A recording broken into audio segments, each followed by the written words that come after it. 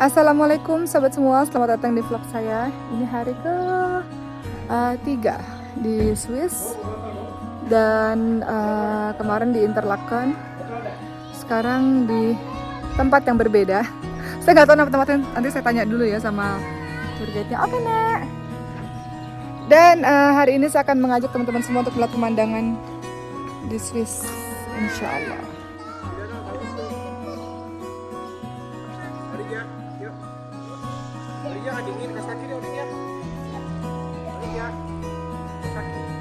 Ayo sayang yuk.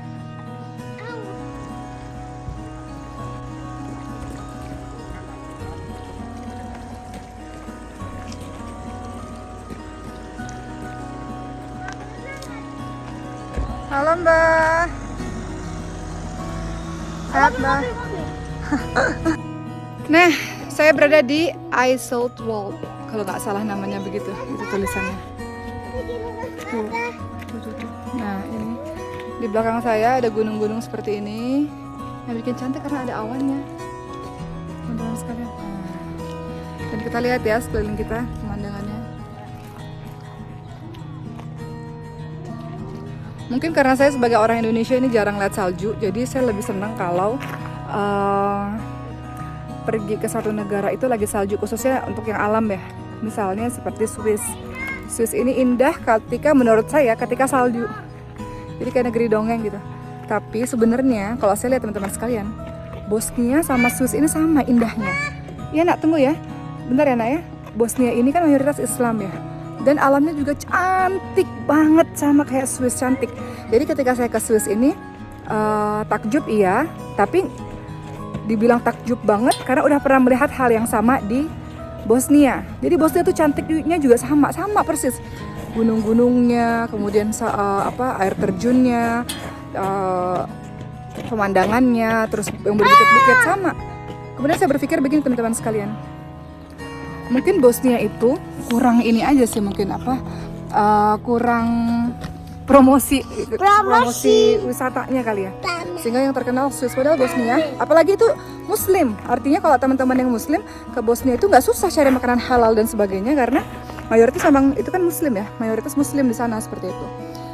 Jadi menurut saya ke Swiss itu boleh silahkan, tapi kalau teman-teman mau cari pemandangan yang sama indahnya, tapi juga makanan halalnya banyak, itu ke Bosnia, Eropa Timur.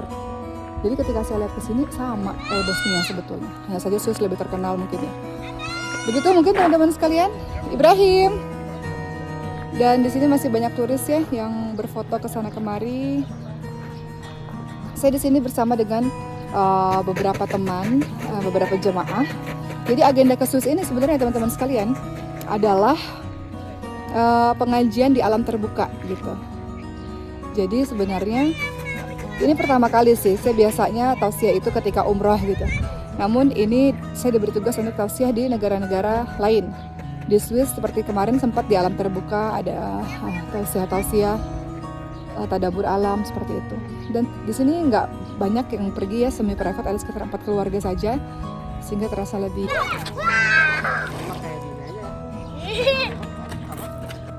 Nah teman-teman semua, daerah IJsselmeer ini Masya Allah ya, karena kita dikelilingi oleh pegunungan-pegunungan.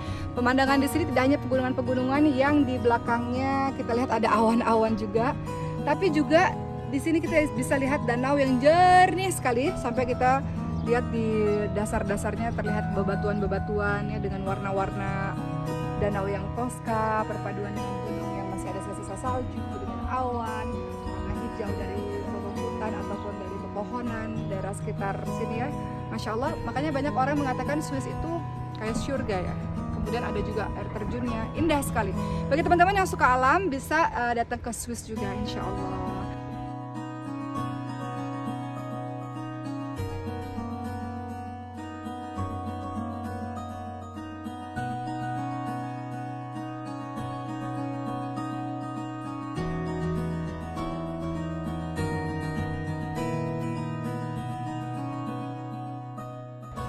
Where's your jacket, Kak Mariam? Where's your jacket? Why you don't wear your jacket, Kakak? I think tadi in See the bus? Okay, let's go to the bus. Let's go to the bus. Ibrahim mana? Abang, ayo. Pinjam basah kak. Ibrahim. Mana sih? Iya. Hurry up, come on.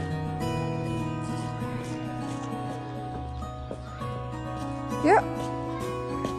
Siapa yang lapar? Lapar nggak nak? Nggak? Let's go.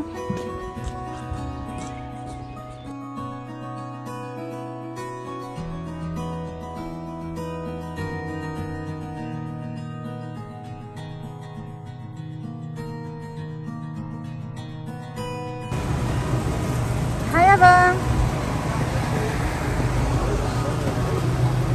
No.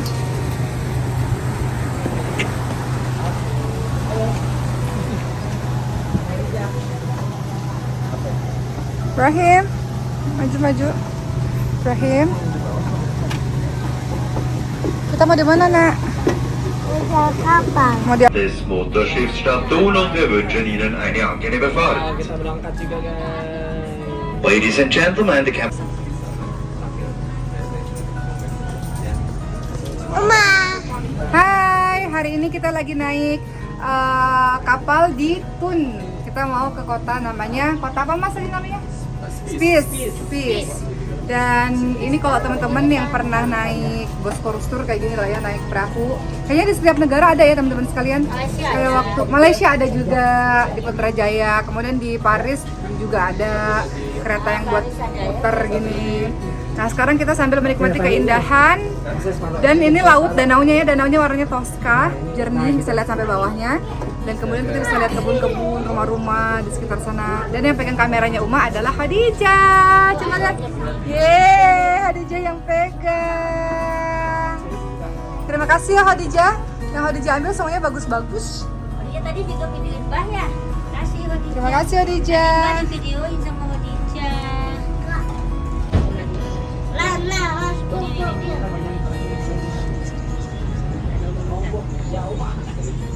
Ini yang pegang kameranya Khadijah. Jangan nanti dulu.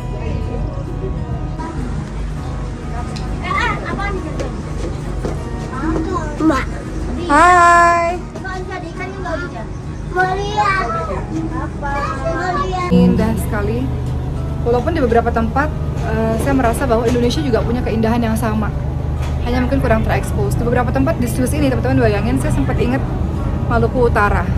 Saya sempat datang ke Maluku Utara pada saat itu untuk ceramah di Tidore, Ternate dan Sofifi. Dan punya pemandangan yang juga sama. Bedanya nggak ada SS di atasnya aja sih. Tapi keindahannya juga sama. Indonesia itu indah sekali teman-teman sekalian sebetulnya. Hanya kurang terekspos. Jadi kita mudah-mudahan sebagai orang Indonesia, kalau Allah kasih kesempatan jalan-jalan kemana-mana, kita kita promosikan lah wisata Indonesia. Nah, saya di sini dengan menaiki kapal, teman-teman lihat, nah, masya Allah ya. Dan saya mau cerita sama teman-teman semua tentang perjalanan saya menuju ke Swiss. Masya Allah, saya berulang kali menyampaikan kepada teman-teman semua bahwa kita itu keluar negeri nggak harus kita itu punya banyak uang, teman-teman sekalian.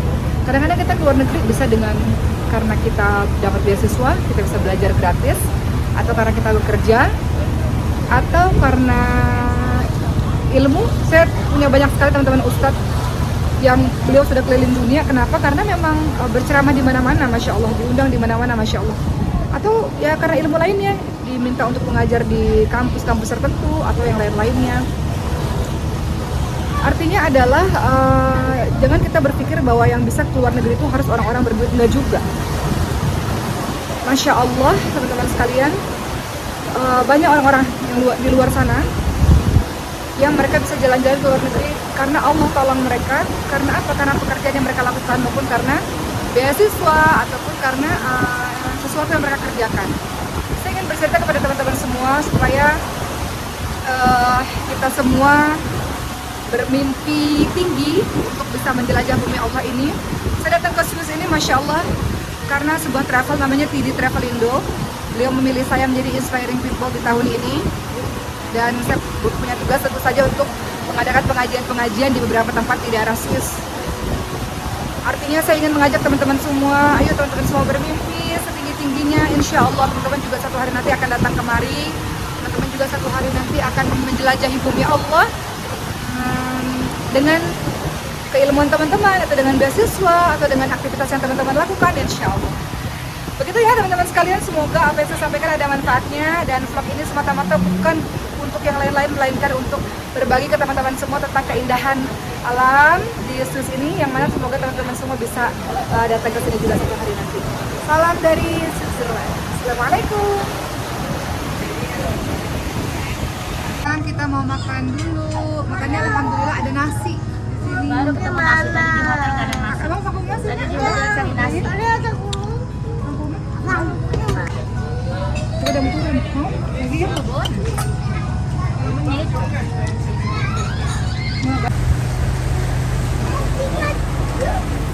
Mari, and you too. Come on, Khadijah. Sorry. Oh ya, oke, sorry. Oh, Spies. Salah dong kita tadi.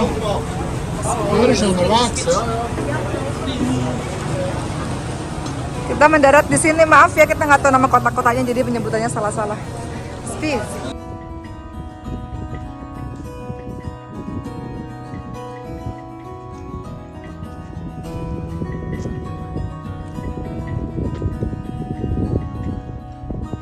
Ibu, gimana Bu? Ibu kan udah traveling sama Oki tuh udah banyak tempat ya Bu? Kayaknya setiap Oki jalan-jalan Ibu selalu ada. Yang penting kalau Mariam ikut, oke nggak ajak, ibu ikut. Pokoknya kata Ibu di mana ada cucunya Ibu, Ibu pun ikut. Nanti kalau Ria bawa anak, ibu ikut Ria. Ya, jadi Ibu tuh suka mendampingi cucu-cucu. Jadi nggak kesepian. Kalau Oki pergi berdua orang, ibu nggak mau ikut juga sih. Sepi ibu udah kesepian. Ibu di sini sih. Ini nggak ditanam loh. Ini nggak ditanam, numbuh sendiri nggak mungkin. Oh, dibolong-bolongin kali ya? Bener dia ibu sendiri Ki. Kok cantik banget ya, jadi kayak cantik loh. Kalau di kita memang dirawat, tapi kalau di sini kamu sendiri udah. Oh, dia dibolong-bolongin, Mbah. Dibolongin tuh. Jadi setelah jalan-jalan kita nunggu bis. Dan seperti biasa kalau bawa anak-anak yang masih kecil-kecil suka berantem, suka rebutan. Seperti Khadijah tadi rebutan benderanya Kakak Mariam. Sudah? Nangisnya sudah? Sudah ya? Sebentar 10 menit itunya Ya, benderanya. jadi, kalau teman-teman lihat, teman-teman yang punya anak kecil yang banyak pasti paham bagaimana keadaannya. Anak-anak, tapi ini keseruan ya, bagi saya ini keseruan karena saya tahu bahwa waktu cepat sekali berlalu, anak-anak nanti akan besar yang mungkin tidak bisa lagi saya merasakan momen-momen seperti ini. Jadi kita nikmati saja, walaupun rewel, walaupun berantem, walaupun rebutan minta digendong Uma. Ini apa, ini mau ngapain ini? Mau diapain sama Umanya? Digantung Uma. Alhamdulillah Ibrahimnya udah sehat karena yang dari tadi direbutin bendera Swiss. Oke, let's go, orang-orang dari jalan yuk. Mana benderanya? Wow, sudah ada bendera. Yuk, let's go. Ayo, let's go, jalan-jalan. Pakai stroller yuk. Oke, let's go, jangan nangis lagi cantik.